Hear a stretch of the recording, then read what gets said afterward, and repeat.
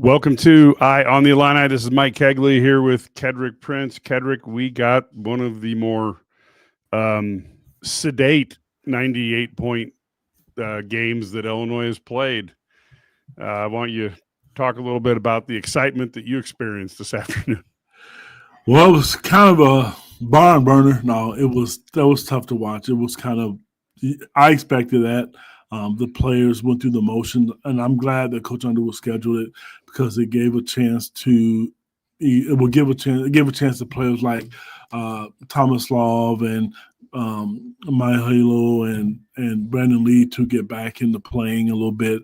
It's different. I mean, and even though Ivicic played today and he only played 21 minutes, I guess. He didn't look like himself, but he's getting there. That's what these games were for. It was just a game where you can fine tune things. You want to respect Long Island, but that's what they accomplished what they wanted to today, I believe. Yeah, I thought so too. And I, again, this is a game that's going to be a challenge for guys to get up for, especially coming after Alabama, and you've got UConn next week. But I think it's necessary to get these guys, especially all the guys who've been injured, to get them some time on the court. I think that's a key, and I think these type of games have a value, particularly. And I don't think they plan, in case we're injured. But boy, it's nice to have them ready to go in this situation. Gives them a couple games to get ready, because that UConn game is going to be a barn burner.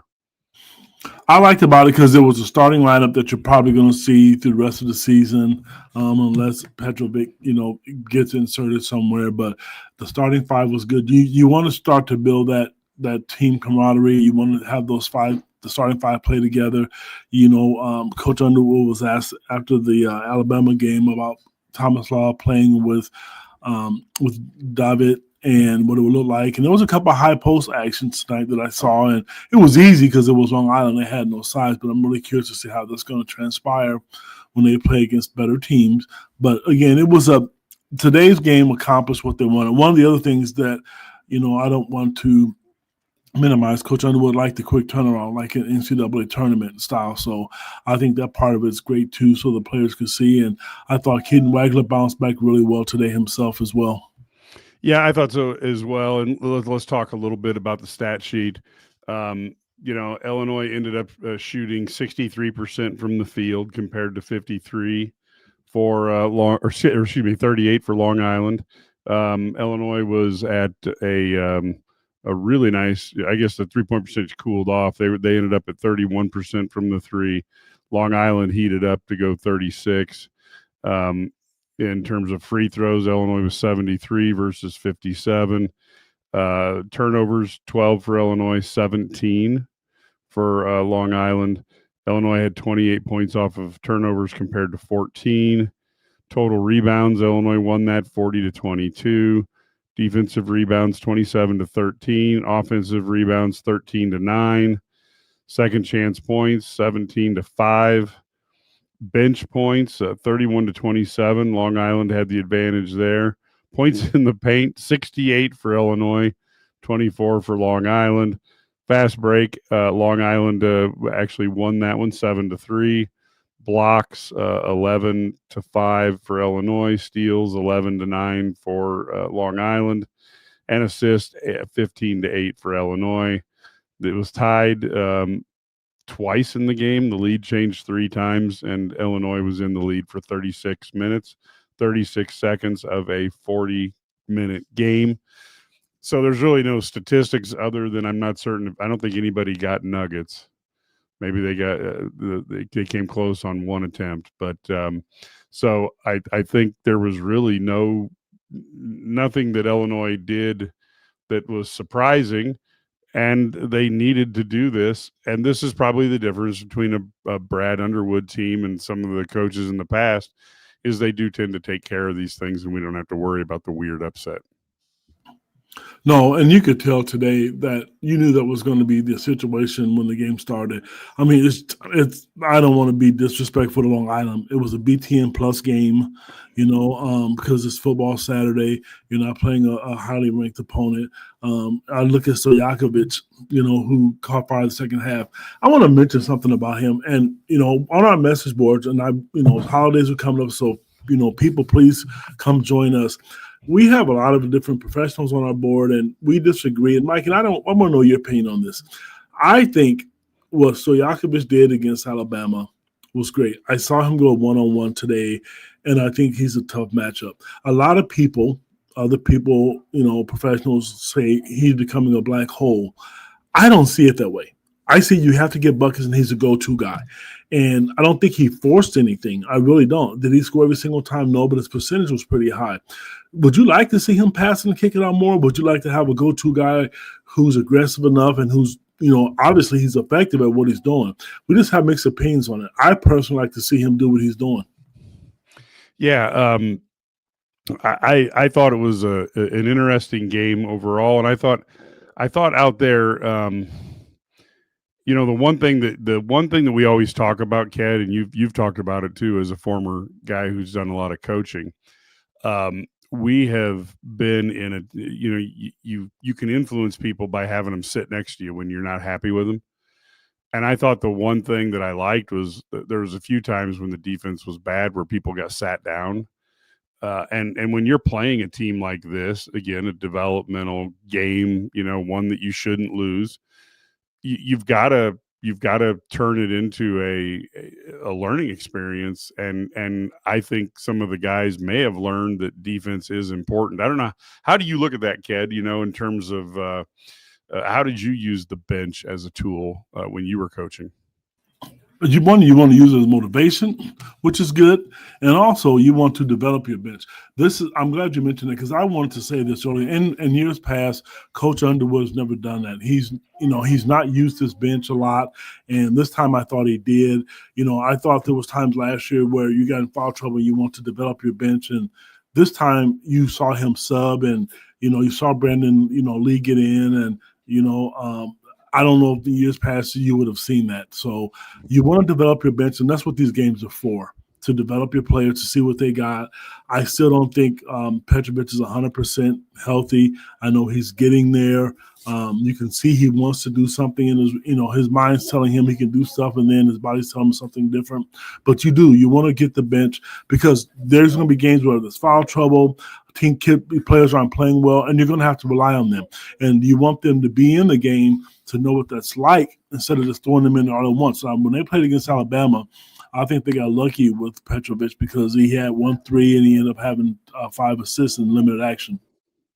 Yeah, I agree. And looking at him today, it's like you said, I think his brain is going at a pace that's faster than his body can right now, which is fine for a guy with that type of experience level. You would expect him to figure a lot of things out, and I think he's going to need to round himself into place too.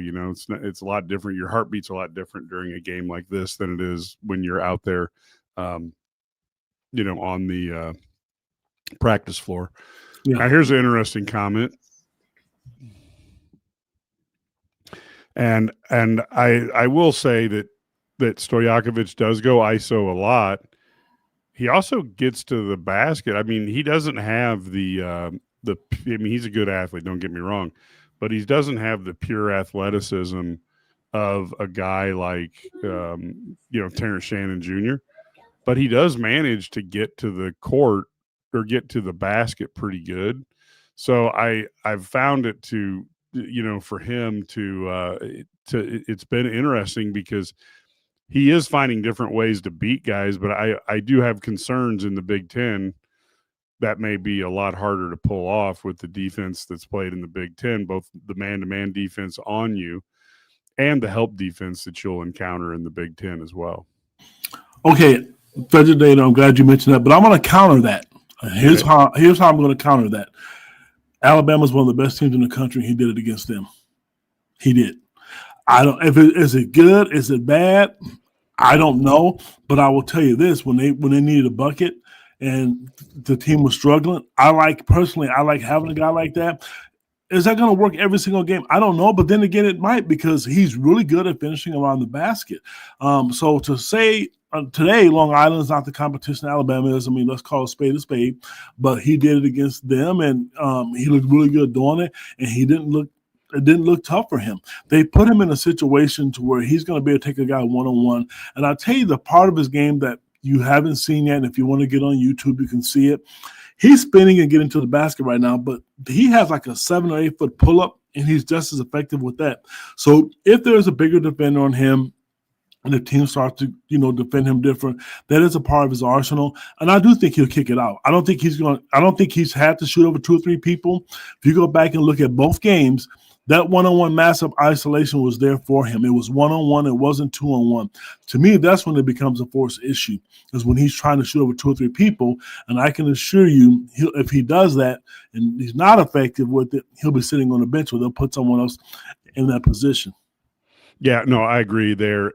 I also think when it comes to it, once you get your shoulder in front of the other guy as a defender, when he's on you, you get that shoulder advantage. You almost have to take it. And I think that's where Stojakovic, again, I don't know if it's straight line speed. He's no Io or Terrence Shannon Jr., but I will say when he sees an opening, he can go from like 0 to 60 really quick.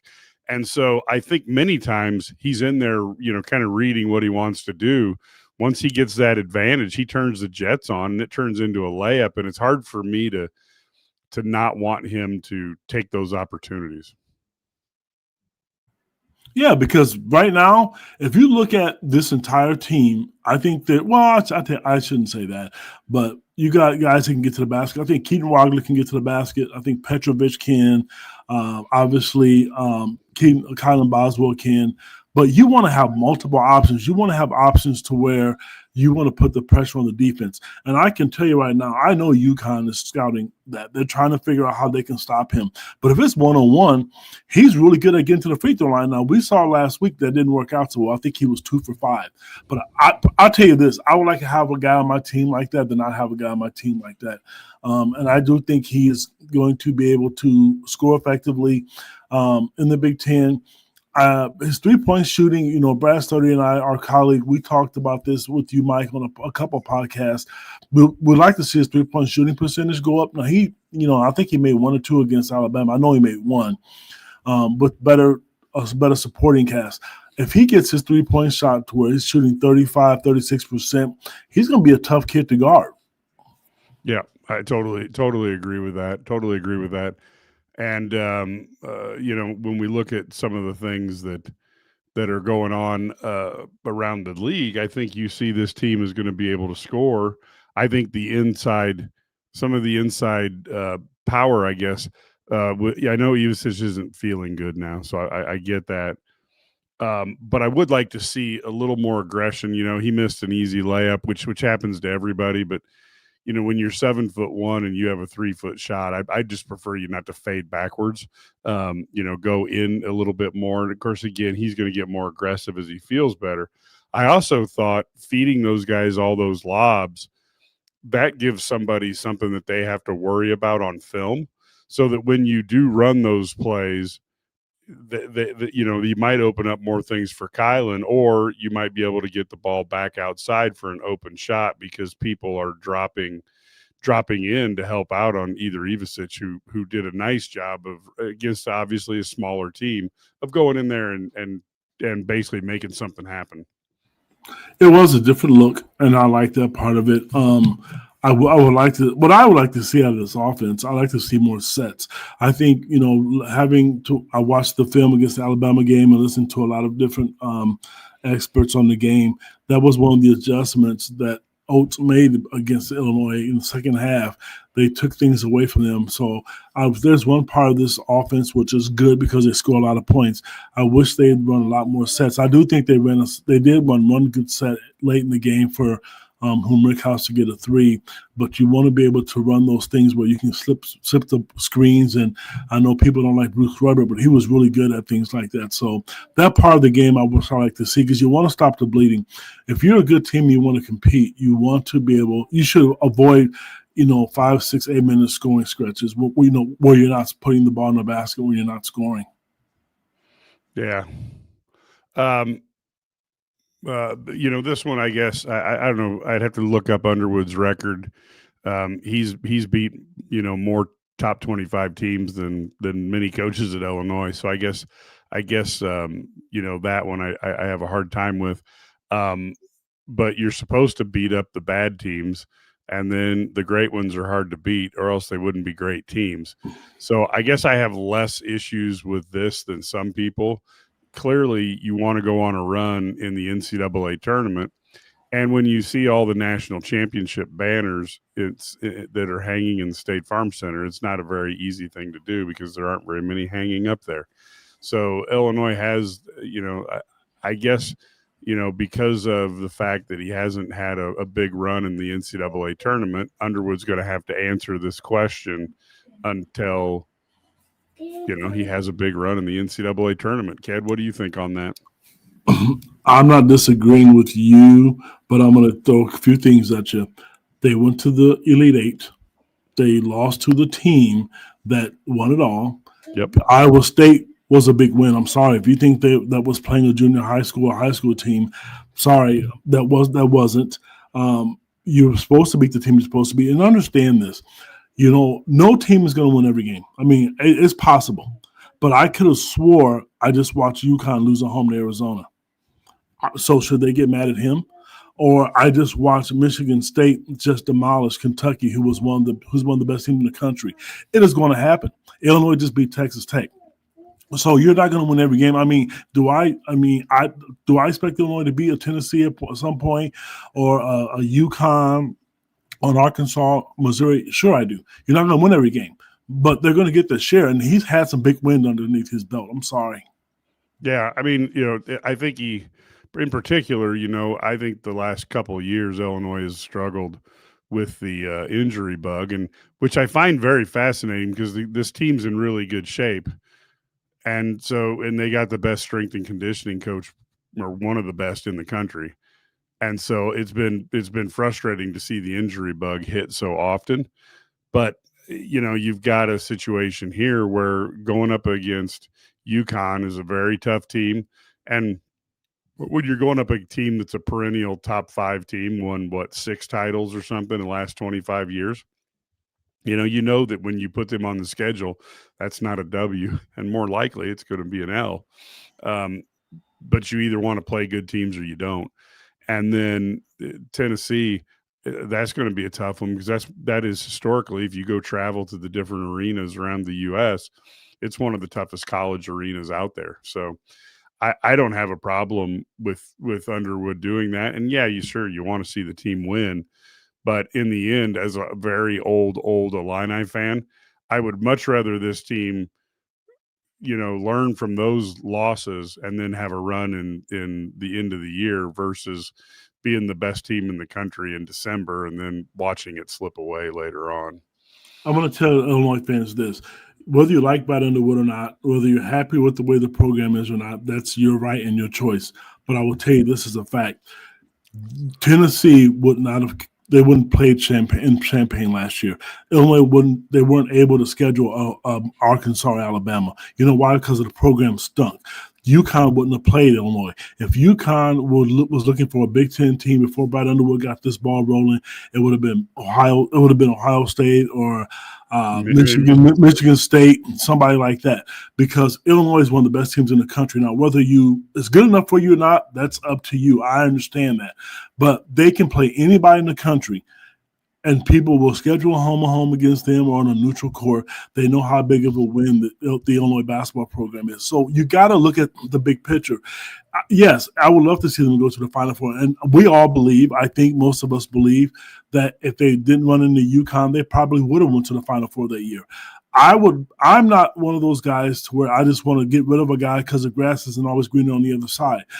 I wasn't happy with John Gross. They may get a guy in the program and they may end up going south like that. You hired a guy like Tim Beckman. How'd that work out for you? You got to stop getting mad at some of the little things that you can't control. Purdue and Illinois has been the two of the most successful Big Ten teams in the Big Ten. Neither one of those schools have won a Big Ten title. But Purdue will play a national title. Excuse me. They'll play. Everybody will play them. People, it's easy for Matt Painter to schedule those teams. Everybody can do it. So I just wish people would look at the big picture and think where the program is and where it could be. Now, Mike, you mentioned injuries, and yes, teams have injuries. I get it. I understand. But this team has not been whole yet all season. I mean, they haven't. And I think if you have a healthy, 75% usage, and you make free throws, you might have a better chance. And the Alabama game is a different outcome, but that didn't happen. So you move on and you try to get the next one. I don't want to see Illinois playing Jackson State and Long Island every game, and then you watch Michigan State and Purdue out there, and Michigan's playing all the top teams in the country. You want to see your program like that, and if you want to continue to have recruits, you better schedule those games, because nobody's going to come to you play Long Island 8 or 9 times. That's not attractive for anybody, and it gives you a false sense of hope of how good your team is. Yeah, and I will say one thing too, that prestige, when it's, like, for example, Michigan State gets a lot of recruiting value out of, playing on the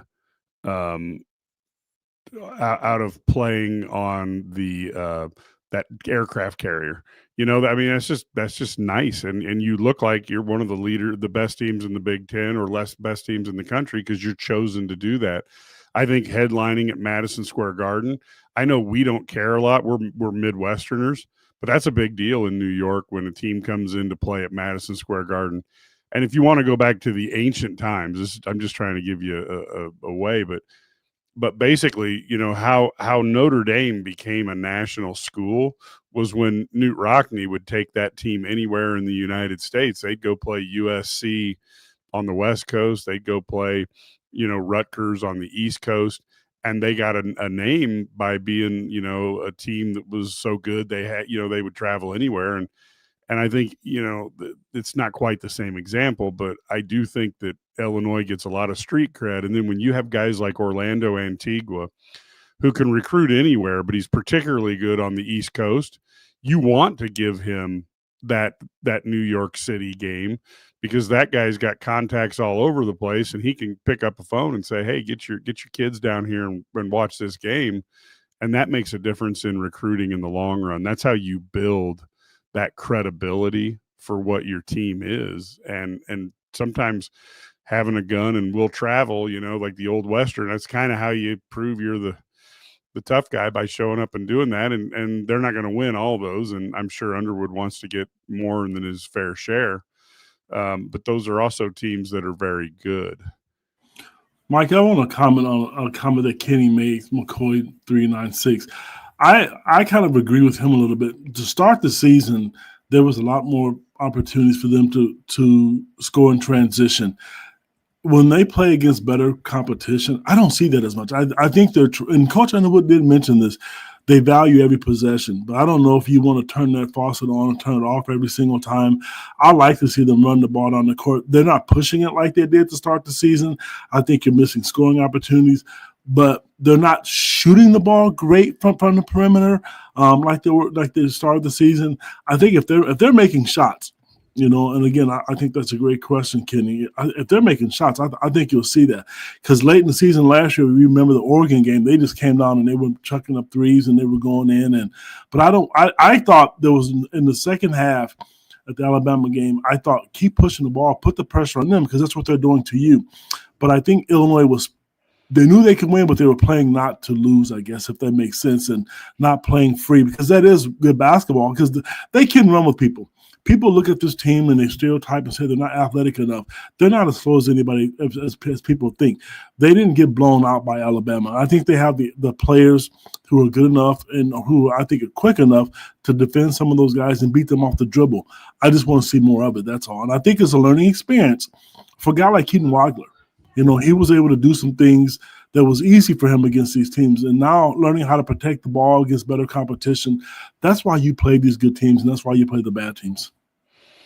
Yeah, and I think ultimately, in the transition thing, controlling the board is a big part of it. and you got to get the boards if you want to run. And the other part, which I think is really crucial, is you have to be able to get control the ball on the break, and right now I would like to see him take a little bit more risks. And I understand how the worst thing in the world is to have a possession with no shot attempt. When you turn it over, or you get a steal, so the other team steals the ball. That's frustrating because you allow a lot of bad things to happen. But I do think getting a little bit more, taking a little more chances is good, especially I think with a team that's relatively good passing. So I think there's some opportunities there for the team, but I think Underwood wants to do it when he wants to do it, and that's kind of a key. You're as a coach, you're going to kind of unleash him, because he certainly didn't mind Io or Terrence Shannon Jr. taking the ball out on the break and doing whatever they want with it. So some of it is the players have to earn the confidence of the coach as well. So I think that's probably something that people think about. And Illinois is good enough program to those teams to schedule and beat. Yeah, but it has to mean something. They're not picking up the phone. And this is the part that when I get fans who just want to piss and moan, I don't mind that. But it's like the bottom line is people aren't calling up Iowa to play in big games. They're not calling up Northwestern. They're not calling up Minnesota.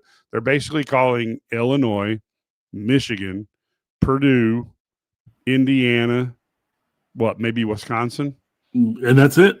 And that's it. The rest of them now UCLA, but that's it, Mike. Yeah. So if you want to complain about Illinois not being good enough, then fine, go ahead. You can sit and go, think about what Illinois was under John Gross when you couldn't even get out of the Big Ten tournament looking respectful.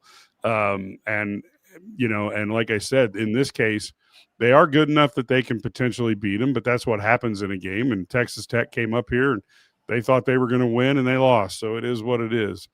Mike, I would much rather be where they are now, because just think about it. You mentioned Minnesota to me.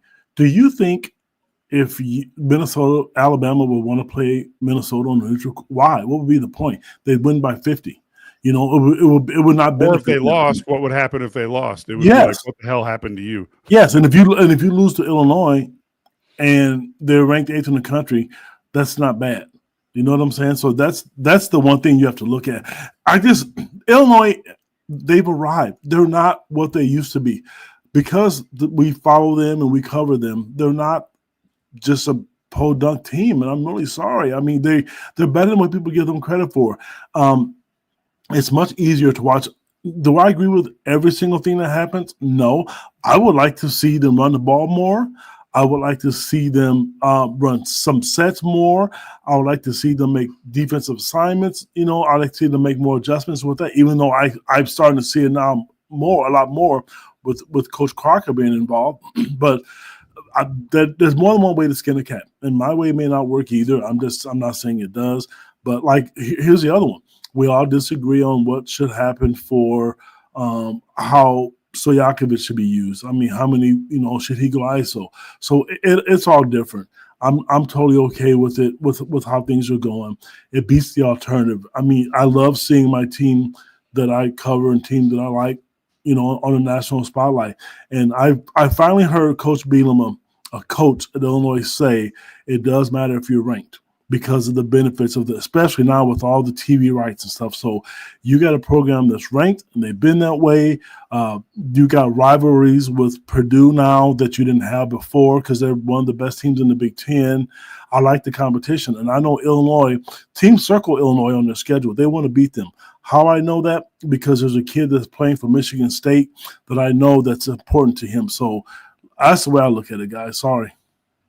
Yeah, and I will say, when I take a look at it, we go back to this, and John Gross, the money he had or didn't have, trust me, he had opportunities. He made choices as a coach. Mike, just 1 second. John Gross didn't have millions of dollars to buy players. That was 10 years ago. Other teams didn't either. So how were they didn't have that same opportunity either. He was playing on the same field that everybody else was playing. He couldn't recruit really, really well, and he wasn't a good fit for Illinois. Sorry about that. Yeah. Well, but I do think again, you've got to you can look at this situation. Everybody has millions of dollars now. Georgetown has millions of dollars. We can prove that. You have BYU, who has like outlandish amounts of money. You have Duke, who the Wall Street Journal wrote an article about the cabal of people who help get players to Duke. You've got Illinois is a well-funded team, probably top 15. And since Underwood's been here, they pretty much, after he had to flush the system before there was the transfer portal working instantaneously, Illinois has been a top 15 team pretty much for the whole time he's been here. Now you have to figure out, how do you take it from top 15 to top 5 to 10 and move it up? And that's hard. But again, this thing that Illinois has more money, I just wonder how delusional a fan is when I start taking a look at like Illinois having more money than some of those Kentucky. Seriously, you just look at the dollars, it's hilarious. And ultimately, what Underwood has said he's looking for in recruits is he likes to play. And obviously this is not possible to do every time, but he would like positionless basketball, and he'd like everybody to be able to shoot. He's said that numerous times. Mike, I'm sorry. Can you bring up, if you're okay with this, Williams comment? Which one? The last one about the money. Williams and Sarr. So let me tell you something about those players. That was strict. They were locks. Okay, whether you like me, don't like me, believe me or not, Mike can sit here and vouch for this. When I get information, he knows it is always solid. And I'm going to tell you facts. Those two players were out of Illinois because of the first three little signs right there that you mentioned, William, because it is. And let's think about this for a second. You look at BYU. How in the hell can a program like that get those players unless money's involved? Mike just gave you the rundown. It's if you're going to pay people money, because Donnie Sarr, he was coming to Illinois. It was a lock, done deal, but he wanted a large amount of money. And I'm gonna be honest with you, I don't blame Coach Underwood for that. If I'm going to give a large amount of money, me personally, or even Brett Bielema, to a player, it is going to be to a player like a Terrence Shannon or somebody who is proven, or like a Andre Sojakovic, who was the only McDonald's All-American that Brandon Underwood has ever coached, truth be told, and he's a proven scorer, just like Terrence Shannon was. I can understand why you want to give guys like that money. I can understand why you want to give a guy like Luke Altmaier a decent amount of money if he's proven himself. The amount of money that these kids are asking, that they were asking people to do, I'm sorry. And if somebody else wants to pay it, great. I mean, I get it. I understand, but it's not my money. And so I can't sit here and tell people to donate money. I mean, are the pocketbooks out there? Does Illinois have a wealthy alumni base? They sure do. But I tell you this, no matter what happens, the Illinois football and men's basketball, women's basketball program, whether they're number one, they're always going to compete with this athletic director, because they're always going to be in the hunt. They're never going to – I don't think you're going to see the women's programs, because they're kind of rebuilding because they lost everybody, but you're going to see them compete. They had a great recruiting class. You're going to see – you're losing a lot of talent on the football program. I can assure you he has built a program that could potentially win 10 games back-to-back. I don't know if this ever happened in Illinois history before. So in football, the basketball program is established. They're going to compete, but – paying $9-10 million for a kid in high school that's never played college basketball, I wouldn't do that. Because you don't know. There are guys right now, and the name slips me. I know there's one at Gonzaga. I think there's one in North Carolina. There are top 30 basketball recruits in the country. I'll find the names. They can't get off the bench. I'll use the women's program. They recruited a girl named Divine Burridge, who was one of the top 15 players in the country. She plays 5-6 minutes a game for LSU. She can't get off the bench. So what would happen if you pay a person like that $1 million or $800,000 and they don't pan out? That's why you don't do it. No, and I think it's an interesting thing because again, it's easy for Illinois fans to sit back and say, "Well, you should have paid for, you should have paid for Sar, or you should have paid for AJ, or and pretty soon you've got a $20 million basketball team. And look, under this new salary cap, which doesn't look like it's going to work as it's intended, if you look at some of, like, for example, LSU's already promising Lane Kiffin that they'll spend $25 million a year on the football program when the whole school athletic program is supposed to have a salary cap of like 20 to 22 million. So you already see that things are going awry on this. And so what I would love to do, if you could go ahead, and I just wish they would have to, I don't know that you need any rules, because you go back to the first days of football and people were getting paid to play when they weren't supposed to be. So I don't know that you're ever going to stop human beings from trying to win and make more money by putting more money, in, so they can do that. What I'd like to see is some transparency where they just make a team, they go through and say, look, we just need to know what you're spending, so that fans know, A, is my school all in or not, and B, they would also know, like, is this player or this coach worth what he's being spent? Now, the biggest example that I use for that IlliniGuys fans are used to, is how good would Brett Bielema be if he had Ryan Day's payroll, and how good would Ryan Day be if he had Brett Bielema's payroll?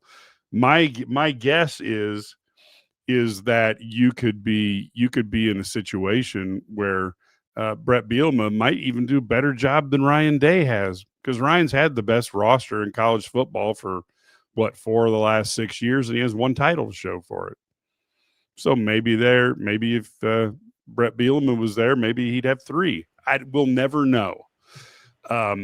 But I do think the key is you have to figure out in basketball how to spend the money in the best way that's possible. And Brad Underwood doesn't have as much money as the guy at Kentucky, Pope, or other coaches out there. So he's got to try to find a way to spend it the best he can. Now, we're all going to have disagreement on how much better, or how people or coaches could do things better. And we'll never be able to prove that. The difference between us when we put information out there is I still will go to the wall that Brad and Ket are sourced better than anybody else covering Illinois, and most people covering the Big Ten. So that part, we can talk about. But when Brad Underwood is trying to put together, a roster, he doesn't have infinite amounts of dollars. So anybody who thinks that Brad Underwood's, just like, well, I'm going to pay $2 million for this guy and $6 million for that guy, is just crazy. But he does, when you have to go to these people every year and try to get the NIL dollars, these coaches are under a lot of pressure to win and get those things done. And that's what you have to deal with. Mike, let me comment before we add right on that. I really want to, I think it was Brandon's, it was Kenny's comment. Love this comment, Kenny. You're on a roll today, buddy. Rutgers had arguably 2 of the best players in college basketball and didn't get in the tournament. That's why you don't do it. What did that benefit? Because they were on TV. They were always on TV. They're on the Big Ten network. It didn't benefit them. So it doesn't prove or guarantee you that you're going to win a national title, you're going to get in the tournament, or you're going to win the Big Ten. Yeah, they had some nice wins and they beat Illinois. I get that. But that's why you don't do it. On the other side, you have kids who do pan out. AJ, the Banta, kid's outstanding. I mean, he looks every bit as good as Cooper Flagg was last year. But let's think about that. Darn well, all the money and all the programs in the country, he went to BYU. Darn well how much money that guy got. There's no way he wouldn't have. And I told people before, there's Illinois players that who left the program, and BYU offered them a large amount of money. Where it's coming from, I don't know. And I don't blame the kids. I'm not mad about it. I think it's great. But I like the way Illinois, I like their approach. I just do, because you get a guy that's proven, like I said, Stojakovic, I know how good he is. I know people are sitting there freaking out about Petrovic. Let the kid get healthy. And if it's a bad take, it's a bad take. I trust my sources. Well, the bottom line is I really am. I'm very much a cynic when it comes to this because I've followed this for 50 years, and this is probably one of the truest things. I don't see the SEC really following the salary cap, and they are publicly telling people that Lane Kiffin's going to get more money for his football team at LSU than is in the salary cap. Where's the SEC commissioner, who supposedly cares so much about college football? Where is he saying, hey, that's not right? He's not saying anything. So, and you think that Notre Dame and Ohio State and Michigan are going to go and throw Georgia and Alabama in there? They're going to go, gosh darn, we're out of money. So that 5-star tackle in Chicago is probably just going to have to go to Illinois. That's never going to happen. So I do agree with this, and I know it's cynical by me, but I don't understand how they're going to make a salary cap work unless there's only one way you make it work, and that's why if you actually make these guys employees and then you force the salary cap in that respect. And I don't see that's going on. Did Ohio State just get $100 million in public donation? Let me tell you something, Seth Gecko. If you think Illinois has the money to spend on football that Ohio State does, you just look like a moron, because they have been making the right decisions. And by right, I mean the decisions that are good for their football program. They've been doing it since the 1920s. Since 1950, they have 5 seasons that they haven't had a winning record. Illinois has had decades that they haven't had a winning record. 5 in 75 years. They do what is necessary to win. You notice I didn't accuse them. It doesn't matter whether it's cheating or not because they're successful and they don't get on probation. So the bottom line is they do what's needed to win for the football program. Can they afford more than Illinois? Yeah. They have reputedly between a $30 and $40 million payroll this year for their football team, and Illinois is between $6 and $9 million. I don't know how to explain anything else. It's just ridiculous. But the bottom line is they have more money. I'm not faulting them. They're fun to watch. I'd just like to know from a transparency if Ryan Day's coaching a $40 million team and Brett Bielema is coaching a $10 million team, so that you can judge coaches. When you're looking at the NFL, you're looking at coaches, you know who's good because they have the same salary cap. And if you in first place, you get the last pick in the draft. That doesn't work in college football. It's just different. Mike, let me ask you this. I know it, and if you Google it, it's out there. There's some deep pockets alumni for the University of Illinois. They're just not spending it the way Ohio State is. Would you agree with that, or would you disagree with that? Well, yeah, Illinois got a ton of people who want their name on academic buildings, and why not? They want to give, people want to give back to the university that helped them get a start. Certainly, they get the choice in how they want to do that. And let's face it, if you're as old as we are, Ked, the Illini in the 70s were as bad as any team has ever been.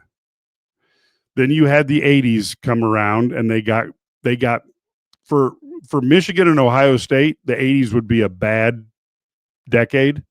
For Illinois, it's the one we put on a pedestal. and then when John Malkovich left, Illinois has had 3 good years since then, and until Brett Bielema got here, they were under a 40% winning percentage in football. Those are just facts. So the bottom line is why, Ohio State probably has more double-digit win seasons, maybe, than I don't know. Illinois wouldn't even compare on that since they've never even had back-to-back double-digit win seasons. I mean, it is scary, the difference, and it takes time, and then you build that. That's why I say Ohio State's made the right decision for their football program for 100 years, and Illinois has got to try to catch up. And even in basketball, you know, Lou Henson was never doing what Louisville was doing, you know, in those days. And I'm not saying that, you know, you had to attract talent, there's no doubt, but he wasn't in the class of Louisville, UNLV, Georgetown. I mean, a lot of these guys, it just wasn't. Or even the Fab Five there in Michigan. Um, it is what it is, and like I said, this is what I said. You know, William is willing to bet that Houston is spending less in Illinois. Maybe they are, maybe they aren't. That's why I'd love the transparency. So as fans, we would be able to know exactly what the difference is, because I think it would be more fun to actually know just how involved it is, and I do think it was good. And notice I didn't say was not. I just said he wasn't doing it to the level of some of the other programs. And if you really want to talk about the difference, go take a look. Go Google right now. You know, John Wooden's record year by year. And then magically 1963, 4 or 5, one of those years, I can't remember, I haven't done it in a while. Sam Gilbert got involved with the UCLA program. And then look what happened to Wooden's record after that. It's pretty incredible. He went from a solid coach who had over a 500 winning percentage to a guy who won, what is it, eight or 9 in a row, whatever it was that he won at UCLA. He had guys committing to go to UCLA who'd never, you know, from New York City, who'd never been to California, just verbal. Yeah, I'm going there. Sam Gilbert changed the UCLA program. And of course, if you read anything on college football, you can see like the SEC. I mean, they played hardball with dollars for years. That's why their teams are so good. Mike, I want to comment about, I think it was Fedigator, about Henson paying his players. So I will say this. One of my good friends, I mean, not just me looking for clout or for a click. One of my good friends is Kenny Battle. And I'm going to tell you, the only thing he has ever told me that he's gotten from free, because he didn't get money, because he complains about that, the different times in the era, what he wants to do, free coffee, free meals, free McDonald's. That's what he got. And I paid for a number of his beers at Cam's. So there was another freebie he got, kid. But the bottom line is like I said, I don't really care. I expect people to cheat to win. And I feel like the NCAA can't really monitor it. So why worry about it and just go ahead and just make it transparent, and then you compete for titles. I really don't understand. And, you know, I really don't understand. And again, we aren't saying Brad Underwood is, you know, Phil Jackson, but compared to the people we've had in the past and where the program has been, you know, yeah, I don't think you can compare any coach right now coaching other than Rick Pitino to Bill Self. So I would say he's not a Bill Self, but you know, the bottom line is Bill Self felt like he had to leave Illinois so he could be Bill Self that we know at Kansas. And he was a fantastic coach. I think Underwood and Henson are very good coaches. And ultimately at Illinois, you're not going to be as well funded as the coach at Kansas. So no, you're not. And Michael, I look at all the teams. That team with Terrence Shannon a few years ago was great with Domask and Coleman Hawkins. And I love the Ion Kofi team, but there's something about this team to me that I like. I do. There's just something different about it. It looks like they have the opportunity to do well. I will tell you this. I was upset that they lost to Alabama the other day, because I think when you get an opportunity to beat a team like that, when the seedings come out, that's what's going to matter. You want to get a good seed. You want to have an opportunity where you can go to a tournament and you don't have to run into a team like you did against UConn. You want to be different. Yeah, I agree. Now, Tommy still looks hurt and slow, and I do think to an extent he's still recovering. I think there's no doubt about that. And so the thing you don't want to do with an injury like that is push him to the point where he re-aggravates it, as opposed to just getting back to shape. Is that fair, Ked? Yes, I'm glad to hear him say that because I thought so too. They've not used him in any pick and pop action. That's what he's really good at. And I don't know if it could be the injury, but they did start him. If you look at him and the fans that saw him play last year, he's bigger. I hope gaining weight didn't hurt him, but I shouldn't say that because the first game of the year when he did play, he looked effective. Today he looked slow, and I thought he looked really, really slow against Alabama. So that's a really good observation. We're not going to know, but I think if Coach Underwood started him and played him, he should be healthy because I know they're not going to play players who aren't in the position where they shouldn't be able to play. But I will tell you this: he started today out of all the starters. Other than David, who came out of the game, David, because coach was mad at him, Ivisic only played 21 minutes. So maybe there's a little bit, there's something. And maybe they're bringing him on slowly. We don't know. There's another tune-up game before UConn, and I hope he is much more mobile. But he looked a lot slower to me today. He looks different right now. So that's a very good observation. I agree with that. Well, and you take a guy and make him not be able to be as active for a month. That takes it out of you. And then I think people also forget, didn't he have a tonsillectomy too, Ked?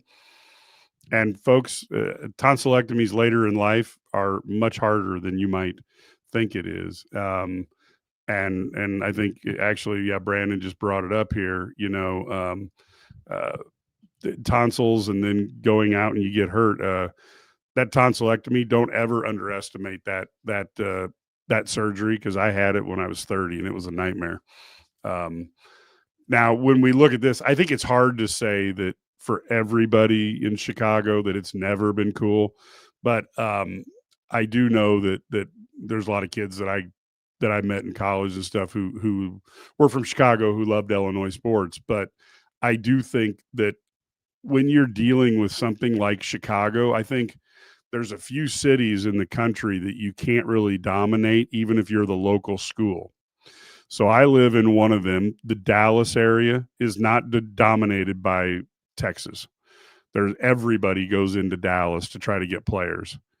Atlanta used to live there.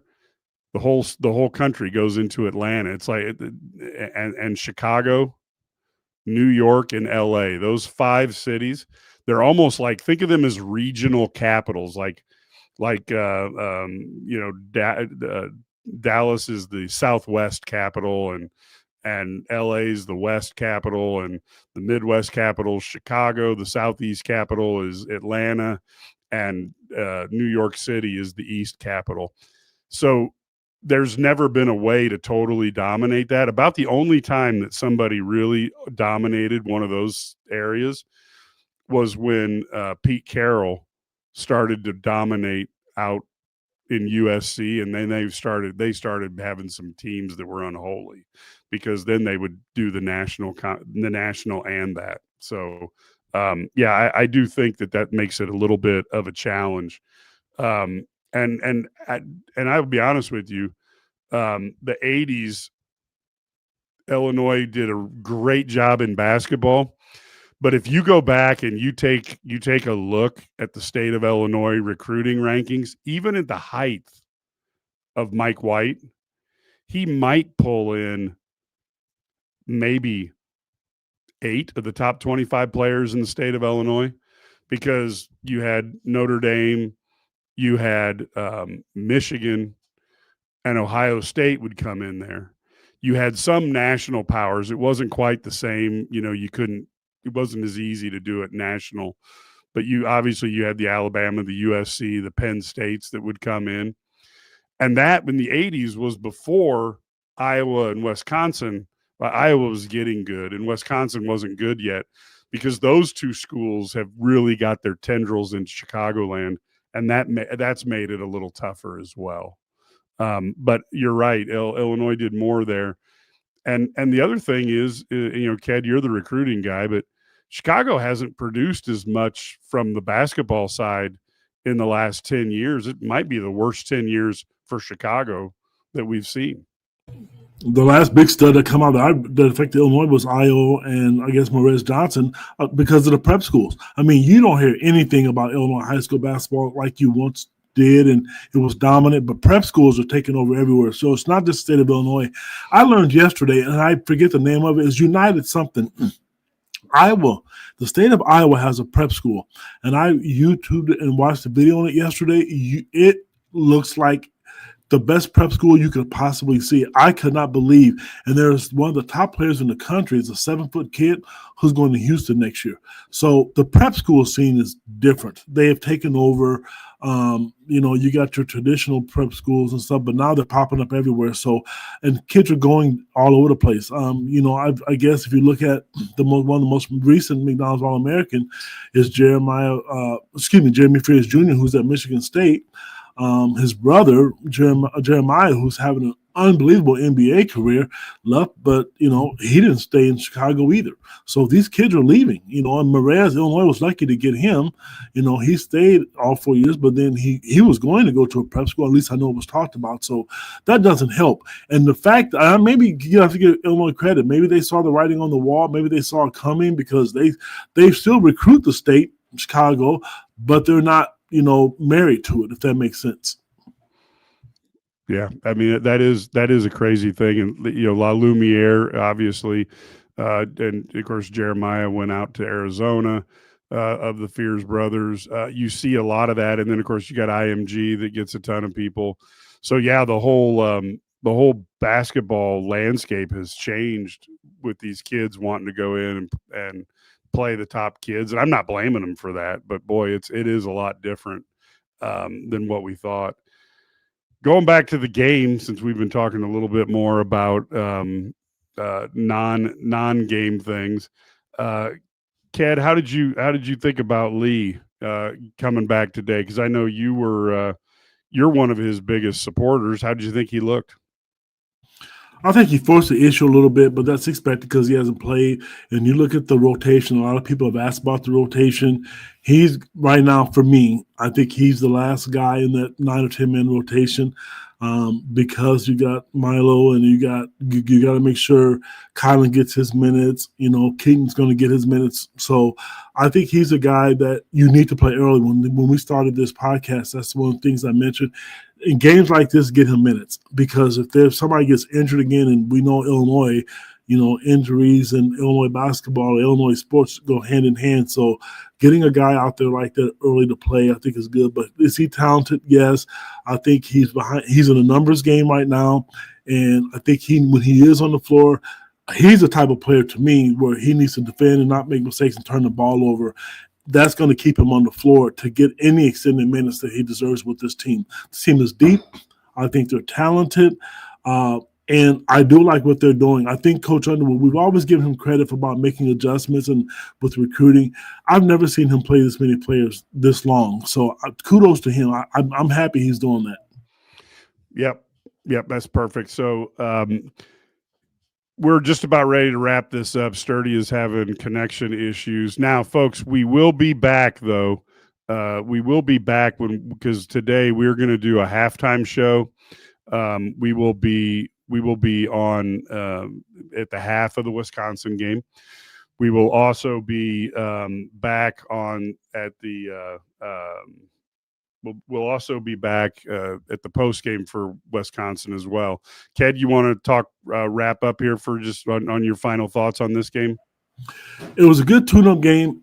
They got what they wanted out of it. They wanted to get some players some minutes, and I'm happy that they did that.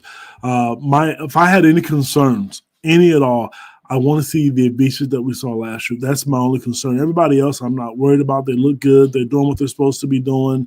I like the fact that a little bit that they pressured Keaton Walker a little bit. I thought he got loose with the ball a couple times today. But if Illinois is going to do anything that the fans want and see the things that we want to see, they need him to be healthy. That's moving forward, and I hope he gets better each day. Yeah, I think that's probably the most important thing as we go. And again, I like I said, this team to me, I got frustrated last season because Kasparis never really returned to form after whatever happened with that left wrist forearm. We never really saw him play at that level. I think maybe one game. And this year, I want to see Tomislav get back to normal and good, and Big Z, you want him not have to fight knee swelling up after every game. And you want to avoid those injuries, because I do think, as Ked said earlier, this team, it has its strengths and weaknesses. It's not the quickest team in the world, but they play well together. They play good help defense when they are in the mood, and they also are a better shooting team. So I'd like to see them, get healthy, and we can see how good they are, because I think this team has a lot of potential. So right now we are going to head off of here. It has hit the hour point. So we will be back again at the half. We will be on the Illini Guys YouTube channel and X. And then at the end of the game, we will be on the STL Sports Central YouTube channel and our X as well. So we would love to talk. Let's hope that Illinois can finish off Wisconsin, punch them in the mouth early, and get this game done, as Illinois tries to march for a consecutive 9-3 regular season, which would be just incredible and would put Illinois in the once in the history of the football program of being able to have double-digit wins back-to-back, which hasn't happened in the 120 years that Illinois has played football.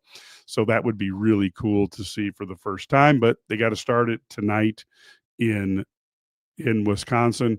As a team that's had a rough year, they're not going to want to lose to a former coach, and they should be fired up. So join us then. Until then, folks, go Illini.